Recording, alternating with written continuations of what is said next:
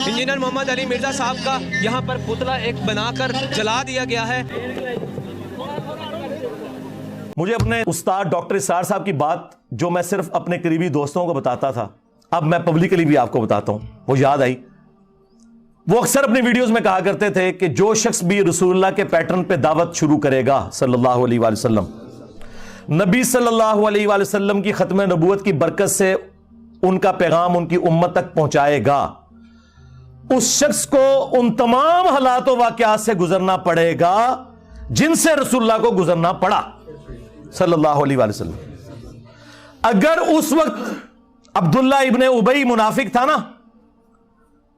تو ہماری اس دعوت میں بھی عبداللہ ابن ابی کی طرح کے منافقین آئیں گے۔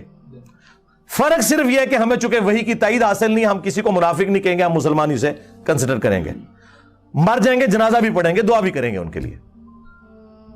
اگر رسول اللہ کے مقابلے پہ ابو جہل تھا، ہمارے مقابلے پہ بھی ابو جہل آئیں گے۔ اگر رسول اللہ کے ساتھیوں میں دلیر لوگ تھے، ہمارے اسٹوڈنٹس میں بھی نبی صلی اللہ علیہ وآلہ وسلم کی ختم نبوت کے مجاہد دلیر موجود ہوں گے۔ اگر وہاں پہ کوئی کمزور لوگ تھے تو یہاں پہ بھی موجود ہوں گے۔ وہ سارے کے سارے حالات و واقعات وہ آپ کو یہاں پہ نظر آئیں گے۔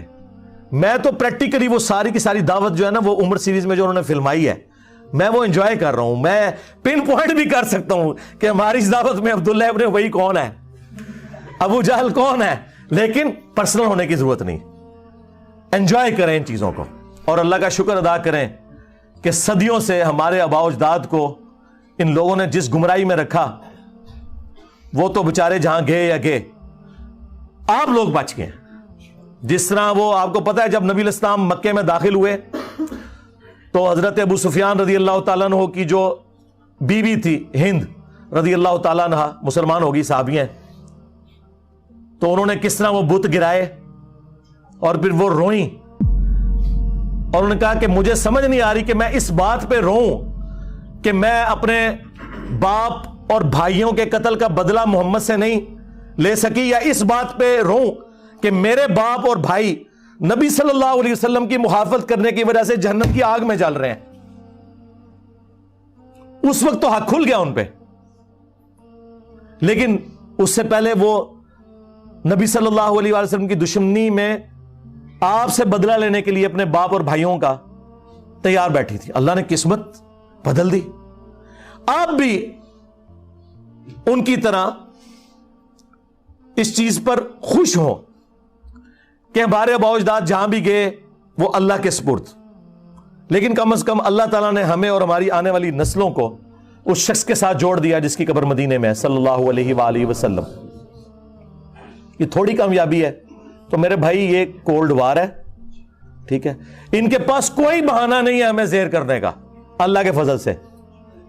یہ کہتے تھے مشہوری کے لیے کر رہا ہے، اور اللہ کے بندو تمہارے تمام ٹی وی چینلز کے چاہے سیاسی پروگرام ہو چاہے مذہبی پروگرام ہو، تمہارے سارے بڑے بڑے علماء نام لیے بغیر پوری دنیا میں جتنے، ان کے پروگرام دیکھ لو، ہمارے اس پلیٹ فارم سے زیادہ کسی کی ویورشپ ہے؟ الحمدللہ۔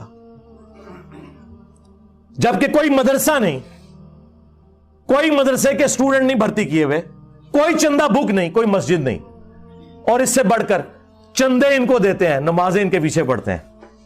یہ سارے ایک دوسرے کو کافر سمجھتے ہیں، ہم ان سب کو مسلمان سمجھتے ہیں۔ تھوڑی کامیابی ہے اللہ کے فضل سے۔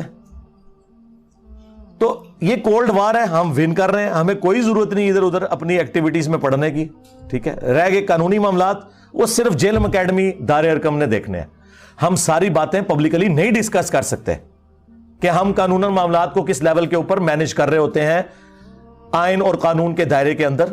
بس ان چیزوں کو پبلکلی ڈسکس کرنے سے ان کی چیخوں کے ساتھ کچھ اور بھی نکل جائے گا، اس لیے ان کو کم از کم اس قابل رہنے دے کہ یہ نماز تو پاک صاف کپڑوں میں پڑھا کریں نا جو پڑھتے ہیں۔ تو اس لیے نا ان چیزوں کو پبلکلی ڈسکس کرنے کی ضرورت نہیں ہے، آپ لوگ اپنا کام جاری رکھیں جس طریقے سے بھی ہے، کوئی ایکسٹرا جوڈیشل ایکٹیویٹی پرفارم نہیں کرنی۔ تو یہ دعوت میں جو اس قسم کے معاملات آتے ہیں نا، یہ آتے ہیں۔ ابھی تو آپ دیکھیں اللہ کا شکر ہے کہ جہاد اور قتال کی جو سب سے بڑی آزمائش ہے اس سے ہم نہیں گزر رہے۔ کنٹریز بن چکے ہیں, ملکوں کی فوجیں ہیں. ورنہ آپ ذرا صحابہ کرام اور اہل بیت کی قربانیوں کو دیکھیں. وہ اپنے چھوٹے چھوٹے بچوں کو, بیویوں کو چھوڑ کے جانصاری کے ساتھ میدان جنگ میں جاتے تھے. واپسی پہ ان کی لاشیں بھی مسلح ہوئی بھی گھر واپس آتی تھی. آپ کو تو یہ نہیں کرنا پڑ رہا. تو 4 گالیاں اگر کوئی سن لیتا ہے تو اس سے کیا فرق پڑتا ہے؟ شکر کرے کہ ہم انگلی کٹا کے صحابہ کرام کی جو وہ لمبی لائن ہے اس میں اینڈ پہ جا کے بھی کھڑے ہو جائیں. اہل بیت کی قربانیوں کی جو لائن ہے اس میں اینڈ پہ بھی جا کے کھڑے ہو جائیں, انگلی کٹا کے شہید بن جائیں, تو اور کیا چاہیے؟ ٹھیک ہے, تو ہمیں تو ان تکلیف سے بھی نہیں گزرنا پڑ رہا اس لیول کی. باقی رہ گی ذہنی کوفت, وہ ٹھیک ہے, ہوتی ہے. اس کے لیے قرآن میں آیا, آپ نے پڑھنا ہے حسبنا اللہ و نعم الوکیل. ہاں وہ واضح ہے سورہ آل عمران میں. جب مسلمانوں کو خبر پہنچتی ہے کہ مخالفین اس قسم کے دھوکے بازیوں سے کام لے رہے ہیں تو وہ کہتے ہیں حسبنا اللہ و نعم الوکیل, ہمیں اللہ ہی کافی ہے اور وہی بہتر کار ساز ہے. ٹھیک ہے, یا حی یا قیوم برحمتک استغیث لا حول ولا قوة الا باللہ لا الہ الا انت سبحانک انی کنت من الظالمین. اور اصحاب الکاف کی وہ دعا, ربنا آتینا من لدنک رحمہ وہیئ لنا من امرنا رشدا. یہ اتنی دعائیں ہیں, یہ پڑھیں اور اپنے دعوت کے کام کو لے کے چلے.